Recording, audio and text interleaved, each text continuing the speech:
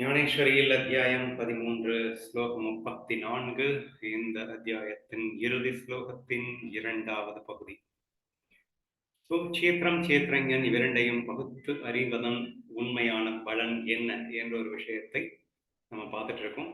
அந்த வரிசையில எந்த பிரகிருதி உண்மையான இருப்பற்றதாக இருந்து கொண்டு அநேக பேதங்களை அடைந்து மகாபூதங்கள் முதலாயுள்ள இந்த பிரபஞ்சமாக பரவி நின்று சுகநலிநியாயத்தை அனுசரித்து இந்த சேத்திரங்கனை பற்றாமலேயே பற்றி கொண்டிருக்கிறதோ அதை கொஞ்சமேனும் ஆத்மஸ்வரூபத்தை பற்றி இராததாகவே உள்ளபடி அறிந்து போய்கிட்டே இருக்கு. ஸ்டெப் பை ஸ்டெப்பா பார்ப்போம்.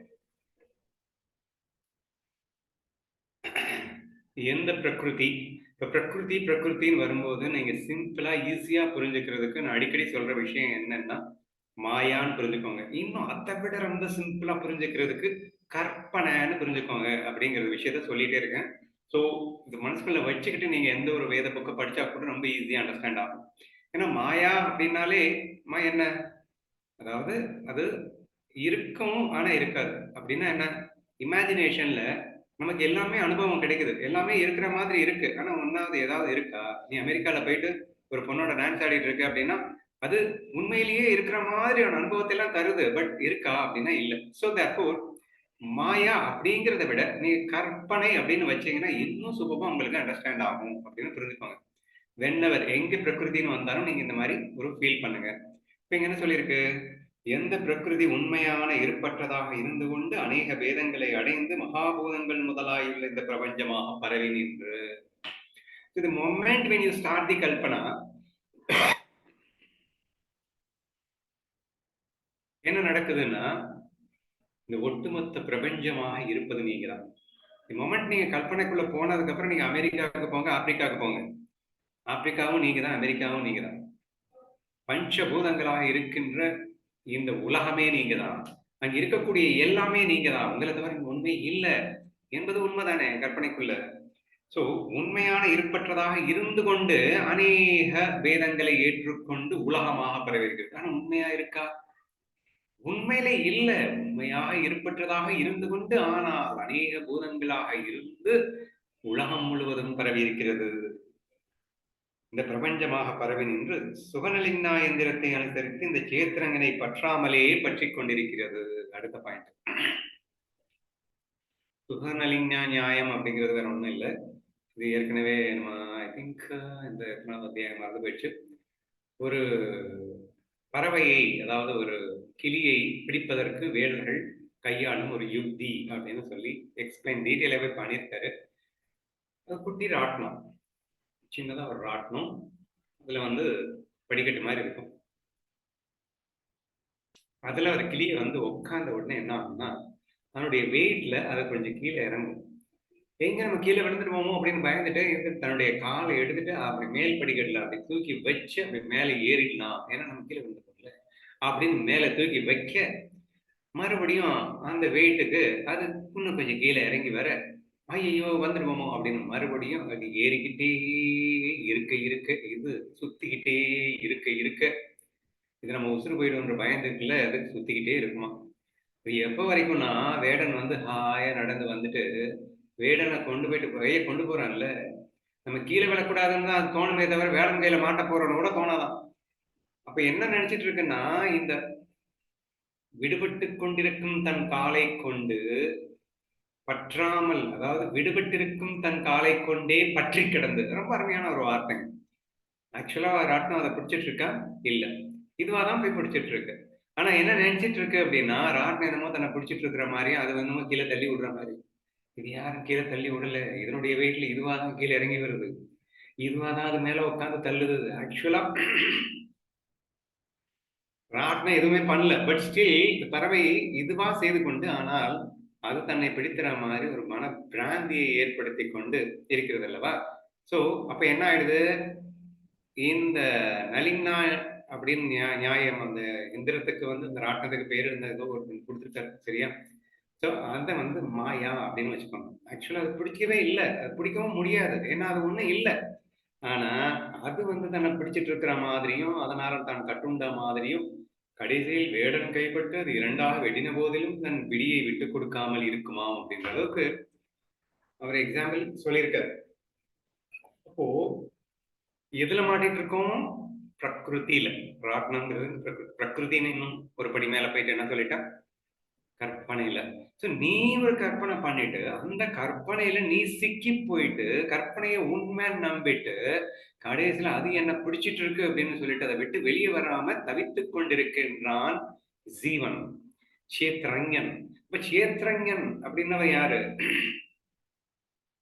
கல்பனையை அனுபவிக்க பிறந்தவன். தன்னுடைய கல்பனையை அனுபவிக்க பிறந்த சேத்திரஞன் கல்பனை அல்ல, கல்பனையை விட்டு தனித்திருப்பவன். கல்பனை மாறிக்கொண்டிருப்பது, இது என்றும் மாறாதது. கல்பனை நிரந்தரமானது அல்ல, இது நிரந்தரமானது, இது சாஸ்வதமானது. அப்போ ஆத்மஸ்வரூபமாக இருப்பவன் சேத்திரஞன். சேத்திரம் என்பதோ கல்பனை, மாயையாக இருக்கின்றது. இந்த எந்திரத்தை பற்றி கிடந்து இப்படி விடுபட்டு கிடக்கும் காலை கொண்ட எந்திரத்தை பற்றி கிடந்த கிளி மாதிரி தன்னுடைய கற்பனைங்கிறது how could it bind meங்க? after all it's my imagination. என்னுடைய இமேஜினேஷன் எப்படி எனக்கு கஷ்டம் கொடுக்கும்? ஆனா அந்த மாயை உண்மை நம்பினா, மாயில இருக்கிறது எல்லாமே நான்கிறத மறந்துட்டா, அதுல ஏதோ ஒன்ன மட்டும் நான் நினைச்சுக்கிட்டா, அது எல்லாமே உண்மை நினைச்சா, பின்ன அந்த கிளி வந்து அது என்ன கையில பிடிச்சுக்கிச்சுன்னு அதுவா நினைச்சுக்கிட்டா, நாட்டம் பிடிக்கல ஆனா பிடிச்சுக்கிச்சுன்னு நினைச்சுக்கிட்டா அதுதான் வேணும், வேற வந்து. சோ விபரீத ஞானம், தவறான ஞானம், அதாவது நியாயை உண்மை என்று நம்பி இருக்கின்ற ஒரு முட்டாள்தனம், அந்த மாதிரி இருக்கக்கூடிய அந்த ஞானத்தில் இருக்கும்போது நமக்கு என்ன ஆயிடுதுன்னா, சேத்திரஞன் சர்வ சுதந்திரமானவன், சச்சித்தானந்த சுரூபி, அவன் ஒருவனே எங்கும் இருக்கின்றான், அவனை பந்திப்பதற்கு வேறொன்று இருக்கின்றதோ என்று சொல்லக்கூடிய அந்த சேத்திரஞன் பந்தப்பட்டு விட்டானே. வாய்னா டியூ டு தட் மிஸ்அண்டர்ஸ்டாண்டிங். அதான் இங்க சொல்லியிருக்காரு. இப்ப படிக்கிறேன், புரியும். சுகநலிநாயத்தை அனுசரித்து இந்த சேத்திரங்கனை பற்றாமலேயே பற்றி கொண்டிருக்கிறதோ. அப்போ எப்படி ராட்டம் வந்து கிளிய பிடிக்கல ஆனா பிடிச்சிட்டு இருக்குன்னு கிளி நினைச்ச மாதிரி இந்த சேத்திரங்கனை இந்த பிரகிருதி பற்றி கொண்டிருக்கிறது அப்படின்னா பற்றல, பற்றி கொண்டிருக்கிறது அப்படின்னு சொல்லியிருக்காரு. அதை கொஞ்சமேனும் அப்ப என்ன புரிஞ்சுக்கணும்? அதை கொஞ்சமேனும் ஆத்மஸ்வரூபத்தை பற்றி இராததாகவே உள்ளபடி அறிந்து. அப்ப நீ இப்ப என்ன புரிஞ்சுக்கணும்?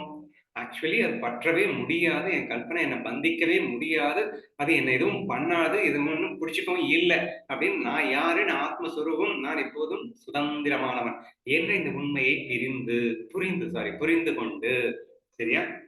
ஆத்மஸ்வரூபத்தை பற்றி இராததாகவே உள்ளபடி அறிந்து, மாலை விஷயத்தில் மாலை என்றே உண்மையான ஞானத்தை அடைந்து.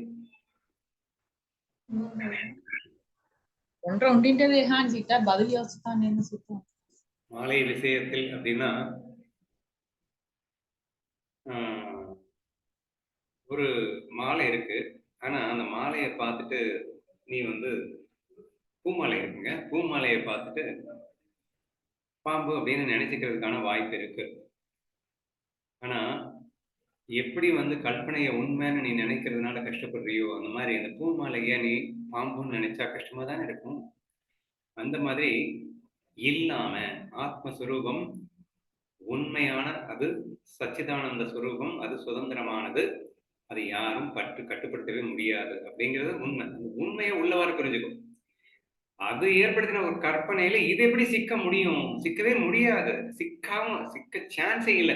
இப்படி ஆழமாக புரிந்து கொண்டு அப்படிங்கிறது தான் மாலை விஷயத்தில் மாலை என்று தெளிவாக புரிந்து கொண்டு. அப்ப ஆத்மா தான் எப்பயுமே it cannot confine it a small area. இது சர்வமா இருப்பது, அனைத்துமா இருப்பது. அது போயிட்டு ஒரு சின்ன விஷயத்துல லாக் ஆக முடியாது இல்லையா? அதை அப்படி கரெக்டா புரிஞ்சுக்கிட்டு அப்படின்னு அர்த்தம். ஸோ மாலை விஷயத்தில் மாலை என்று உண்மையான ஞானத்தை அடைந்து அதில் முன் தோன்றின சர்ப்ப புத்தியை உண்மையற்றது என்று நிவர்த்தி செய்து. அப்போ ஆக்சுவலா வந்து மாலை தான் இருந்தது, ஆனா வந்து நீ பாம்புன்னு நினைச்சிட்ட. இப்ப அந்த பாம்பு இல்லைன்னு புரிஞ்சுட்டு அது உண்மையிலேயே மாலைன்னு நினைச்சுக்கிட்டப்போ இது எல்லாமே வெறும் மாயதான், இது கல்பனை தான், இது உண்மை அல்ல அப்படின்னு சொல்லிட்டு தெளிவா புரிஞ்சுக்கிறது. இப்போ முன் ஏற்படுத்தின சர்ப்ப புத்தின்னா அது மாயை உண்மைன்னு நம்பிட்டு இருந்தே இல்லையா, அது வந்து தப்பு. அப்போ உண்மையில எதுவோ அதை அதுவாகவே புரிந்து கொள்ளுதல் அப்படிங்கிற அந்த ஒரு ஸ்திதியை இந்த இடத்துல எக்ஸ்பிளைன் பண்ணியிருக்காரு. சர்ப்ப புத்தி உண்மையற்றது என்று அதை நிவர்த்தி செய்து கொள்வது போலே, முத்துச்சிப்பியை முன் வெள்ளி என்று எண்ணின விபரீத புத்தியை தொலைத்துக் கொண்ட முத்துச்சிப்பியை முத்துச்சிப்பி என்று அறிந்து கொள்வது போலே.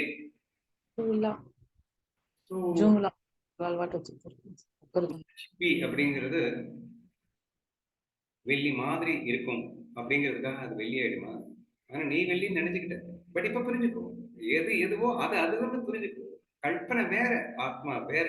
கல்பனை அது வெறும் டம்மி, இல்லவே இல்லை, சும்மா நாச்சுக்கு இருக்கிற மாதிரி தெரியுது. ஆனா ஆத்மா அது உண்மை சுரூபம், அது எப்போதும் சாஸ்வதமா இருக்கும். ஆனா இதுக்கு முன்னாடி நம்ம சர்ப்ப புத்தி மாதிரி என்ன வச்சுட்டு இருந்தோம்? ஆத்மாங்கிறவன் உண்மை இல்லை. அப்போ உண்மையான இருப்புள்ள சர்வ சாஸ்வதமாக இருக்கக்கூடிய அந்த ஆத்மா எவன் கண்ணுக்கும் தெரியல. ஆனா உண்மையில் இல்லாததான வெறும் கல்பனையை உண்மை என்று நம்பியதால் இதுதான் இருக்கு அப்படின்னு நினைச்சிட்டு இருந்தா இல்லையா? அது அப்படியே உள்டா ஆக்சுவலா மாத்துங்க. ஆக்சுவலா இந்த மாயை என்பது இருப்பற்ற ஒன்று, இது கல்பனை, இது உண்மை அல்ல அப்படின்னுட்டும் இதற்கு அதிஷ்டானமாக இருக்கின்ற அந்த ஆத்ம வஸ்து அது நிரந்தரமானது, சாஸ்வதமானதுன்னு, எது உண்மை எது பொய் என்று மிக தெளிவாக புரிந்து கொள்ளுங்கள் அப்படிங்கிற ஒரு விஷயத்தை தான் முத்துச்செப்பி எக்ஸாம்பிள்ல சொல்லியிருக்காரு. ஸோ அதை முதலில் வெள்ளி என்று நினைத்தாய், பின் மிகச்சரியாக முத்துச்சிப்பி என்றே மிகச்சரியாக புரிந்து கொண்டு விட்டாய் அப்படிங்கிற ஒரு விஷயத்த சொல்லியிருக்காரு. போலவும் ஆத்மஸ்வரூபத்தோடு கொஞ்சமேனும் சம்பந்தமற்றதான பிரகிருதியை சம்பந்தமற்றதாகவே தன் புத்திபூர்வமாக எவன் அறிகிறானோ. So again, he is repeatedly telling the same thing, like ஆத்மஸ்வரூபத்தோடு கல்பனையை சம்பந்தப்படுத்தாத. ஆத்மஸ்வரூபம் வேற, அதனுடைய கல்பனை வேற. கல்பனை அதுதான் பண்ணுது, ஆனா அது இல்லை. ஐ மீன் அது உண்மை அல்ல. அது இல்லைன்றதை விட அது உண்மை அல்ல அப்படின்றது தெளிவா சொல்லணும். ஆத்மஸ்வரூபமே பொய்யாக அங்கே ஒரு பெரிய டிராமா பண்ணிட்டு இருக்கு. கற்பனையில வந்து என்னென்னமோ நடந்துட்டு இருக்குன்னா அது பொய்யாக என்று அந்த உண்மை புரியப்பட வேண்டும். So don't please link these two are one. It is totally different because it is a true, it is a false. The true and false cannot be mixed together இல்லையா? So தன் புத்திபூர்வமாக எவன் அறிகிறானோ, சம்பந்தமற்றதாக கற்பனை வேற ஆத்மா வேறன்னு தெளிவா புரிஞ்சுக்கணும். அதுவும் இதுவும் ஒண்ணுன்னு நினைச்சிடக்கூடாது. ஸோ புத்திபூர்வமாக எவன் அறிகிறானோ அவன் பிரம்மமாகவே ஆய்விடுகிறான் என்று நான் உறுதியாக சொல்லுகின்றேன். கலந்து கிடக்கும் நீரையும் பாலையும் பிரித்து வைக்கும் திறமையுள்ள ராஜஹம்சத்தை போல் ஆத்மா என்னதென்றும் அனாத்மா என்னதென்றும் கீழ் சொன்னபடி பகுத்தறியும் திறமையுள்ளவன் எவனோ அவன் ஆகாசத்தை காட்டிலும் பெரிதாகவும் அவ்வியக்தத்தை தாண்டியதற்கு அப்புறம் இருப்பதாகவும் தன்னை பார்க்க கிடக்க பிடித்த பிறகு தன்னோடு ஒவ்வாத சம்பந்தமற்றிருக்கும் பிரகிருதியை சம்பந்தப்படாததாக பாவிக்க ஒட்டாததாகவும். தமிழ்ல வந்து ஒரு பாட்டுக்கு சென்டென்ஸ், ஒரு சென்டென்ஸுக்கு புள்ளியே வரமாட்டேங்குது. எனிவே மிக அருமையான ஒரு விளக்கம். பாலையும் நீரையும் அழகாக பிரித்து வைக்கும் ராஜஹம்சத்தை போல ஆத்மா என்னதென்றும் அனாத்மா என்னதென்றும். ஆத்மா பிரகிருதியை வந்து இங்க அனாத்மான்னு சொல்றாரு. கற்பனை வந்து ஆத்மா கிடையாது, அது சும்மா நாச்சுக்கும் இல்லையா, இல்லாத ஒன்று இருப்பது போல் தென்படுவது. அப்போ அது அனாத்மா. ஆத்மா அப்படின்னா அதற்கு அதிஷ்டானமாக இருக்கின்றது ஆத்மா. ஆத்மா என்னதென்றும் அனாத்மா என்னதென்றும். புருஷன் யாரு, பிரகிருதி யாருன்னா சேம் திங் தான். ஸோ என்னதென்றும் மிக தெளிவாக புரிந்து கொண்டவன். ஓகேவா? அவன் என்னவா, உரிமை உள்ளவன் எவனோ அவன் ஆகாசத்தை காட்டிலும் பெரிதாயும். இவன் பரபிரம்மத்தை அந்த ஆத்மஸ்வரூபத்தை வர்ணிக்கிறதுன்னு அது சொல்ல தெரியும் நம்ம ஞானதேவர். அப்போ ஆத்மா அப்படின்னா எப்படி இருக்கும்? இன்னைக்கு கூட உங்களுக்கு அந்த கொஸ்டின் தான் கேட்டிருக்கேன். இது ரொம்ப யூஸ்ஃபுல்லா இருக்கும் ஆன்சர் சொல்றதுக்கு. ஆத்மானுபவம் எப்படி இருக்கும் அப்படின்னு சொல்லி கேட்டிருக்கேன். ஆத்ம ஞானி எப்படி அனுபவிக்கின்றான்னு கேட்டிருக்கேன். ஸோ அழகா இவரே சொல்றாரு, ஆகாசத்தை காட்டிலும் பெரிதாகவும். இது இந்த ஆத்மாவுக்கு விளக்கம். So it is not confined in one single area or single place. இந்த குட்டி பாடிக்குள்ள அடைத்து வைக்கப்படக்கூடியது அல்ல ஆத்மா. ஆத்மா சர்வ வியாபகம். ஆகாசத்தை காட்டிலும் அப்படின்னுட்டாரு. என்ன பெரிய ஒரு வஸ்து. அப்ப ஆத்மானா இட்ஸ் நாட் இஸ் கன்ஃபைன்ட், குட்டி உடம்புக்குள் அடைபட்டு கிடப்பது ஆத்மா அல்ல. இந்த உடம்பு ஆத்மா அல்ல. அப்போ ஃபர்ஸ்ட் பாயிண்ட் என்ன சொல்லியிருக்காரு? ஆகாசத்தை காட்டிலும் பெரிதாய், அவ்வியக்தத்தை தாண்டி அதற்கு அப்புறம் இருப்பதாய். வியக்தம் அப்படின்னா ஏதோ ஒன்று இது உலகமா விரிஞ்சிருக்கு அப்படின்னு சொல்றோம். ஏது ஒன்று விலகமா இருந்து அவ்வியக்தம் வியக்தமாக இருக்கிறது அப்படின்னு சொன்னோம். ஆனா அந்த அவ்வியக்தத்தையே தாண்டி இருக்கின்றதா? ஏன்னா அதுதான் அவ்வியக்தத்திலையும் இருக்கு, அதுதான் வியக்தத்திலையும் இருக்கு. அப்போ வியக்தத்தையும் தாண்டி அவ்வியக்தத்தையும் தாண்டி இருக்கின்ற அந்த வஸ்துவாய் தன்னை பார்க்க கிடைத்த பிறகு தன்னோடு ஒவ்வாததாய் சம்பந்தமற்றிருக்கும் பிரகிருதியை சம்பந்தப்படாததாய் பாவிக்க ஒட்டாததாய். இம்மொமெண்ட் நீ ஆத்மஸ்வரூபத்தை பார்த்த மொமெண்ட்ல இந்த உண்மை இவ்வளவு நேரம் பேசிட்டு இருந்தார் இல்லையா, இந்த பிரகிருதி என்னோடு சம்பந்தமே படாததா, பிரகிருதி வேற, நான் வேற, நான் வேறதான். அந்த பிரகிருதி குட்டி குட்டியா 1008 ரூபத்துக்குள்ள நான் வந்து வேஷம் போட்டு விளையாடிட்டு இருக்கேன்னா அதுல கன்ஃபைன்ட் ஆகிட்டு அதுக்குள்ள போய் உட்கார்ந்துட்டு இருக்கிறானா? நானு இல்ல, நான் சாஸ்வதமானவன், நிரந்தரமானவன், அவ்வியக்தத்தின் பெரிதானவன். ஆனா பிரகிருதி அது பொய்யானாச்சுக்கும் சும்மானாச்சுக்கும் நான் வந்து எல்லா வேகத்தில் இருக்கேன்னா அதை போயிட்டு நான் சொல்லிட்டு இருக்கேன். கொஞ்சமேனும் சம்பந்தப்படாததா அது ஆட்டோமேட்டிக் ப்ராசஸ் ஆகும். நீ ஆத்மஸ்வரூபத்தை புரிஞ்சுக்கிட்டீங்கன்னா ஆட்டோமேட்டிக்கா பிரகிருதி உன்னோட சம்பந்தப்பட முடியாதுன்னு ஈஸியா புரிஞ்சுக்கலாமா அப்படிங்கிறத எனக்கு இந்த இடத்துல சொல்லியிருக்காரு. தன்னை பார்க்க கிடைத்த பிறகு தன்னோடு ஒவ்வாததாய் சம்பந்தமற்றிருக்கும் பிரகிருதியை சம்பந்தப்பட்டதாக பாவிக்கணும், சம்பந்தப்படாததாகவே தெளிவாக உணர்ந்துன்னு அர்த்தம். சரியா? சம்பந்தப்பட முடியாத அந்த பிரகிருதியை சம்பந்தப்படாததாகவே தெளிவாக பாவித்து அப்படின்னு வச்சுக்கோங்க.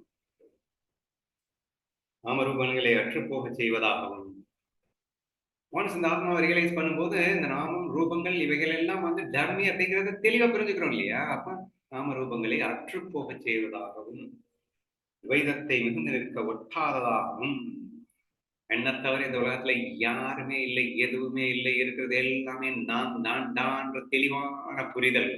That we call it as the ஆத்மா அனுபவா. ஆத்மாவை புரிந்து கொண்டவனின் நிலை அது. சரியா? So there is nothing existed except me அப்படிங்கிற ஒரு அற்புதமான தெளிவு. நாமரூபங்கள் அற்றுப்போய் ஜீவதசையை அழித்து வைப்பதாகவும், ஜீவதசையை அழிப்பதுன்னா ஜீவன்னா அந்த கன்ஃபைன்ட் பாடி, ஒவ்வொன்று குட்டி குட்டி வேஷம், அந்த வேஷத்துக்கு பேர் தான் ஜீவதசை அப்படின்னு பேர். அந்த வேஷத்தை அழித்து வைப்பதாகவும், இரண்டாவது என்பது அற்றதாகவும் இருக்கும் இந்த பரமாத்மாவாகவே ஆகிவிடுகிறான் பார்த்தா. The moment when you understand the ஆத்மா, you will become that அப்படிங்கிறார். ஸோ இரண்டாவதாக ஒன்று இல்லை என்று உணர்ந்து அந்த ஆத்மாவாகவே ஆகிவிடுகின்றான் அப்படின்னு சொல்லி இந்த ஸ்லோகம் அப்கோர்ஸ் நிறைவேறுகிறது. பட் அடுத்த அத்தியாயத்துக்கு ஒரு அவதாரிகை என்று ஞானதேவர் அடுத்து அடுக்க போகிறார். அதை நாளைக்கு நான் படிக்கிறேன்.